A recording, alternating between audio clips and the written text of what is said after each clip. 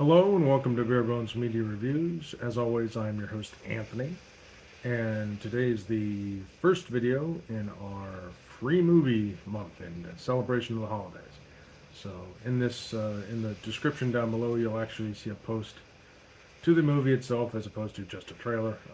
You can also find that you can find on YouTube. You can also find it on the Roku channel if you have that.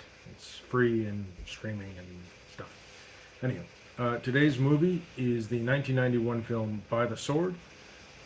It's the story of Max Suba, a fellow who goes to a New York fencing school to become a teacher, ends up being a janitor, and we learn some of his old skill. He clashes with the head teacher or maestro, for they have very different philosophies when it comes to teaching, and they also have an interesting shared history. Great film, lots of good actors. It has, let's see, the fellow who played Salieri from Amadeus, the fellow who played Marconi in The Dark Knight, and the gal who played Ferris Bueller's girlfriend. So, great film. It's interesting because originally it was a really hard film to find. You could only find it on like VHS or Laserdisc. So the first time I rewatched this movie was a couple of years ago on YouTube, and that's actually the link that's down below, as well as, like I said, now you can find it on the Roku channel. So it's kind of interesting that some of the old films are finally getting up to streaming.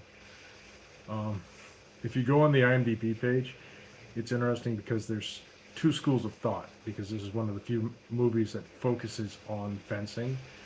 A lot of the Olympic fencers are all like, oh, well, that's not proper how they teach Olympic fencing, blah, blah, blah. And yet all the historical fencing people who come from the HEMA side are, oh, it's kind of cheesy, but a lot of the stuff is right when it comes to teaching. It has the right hand forms and hand positions and stuff like that.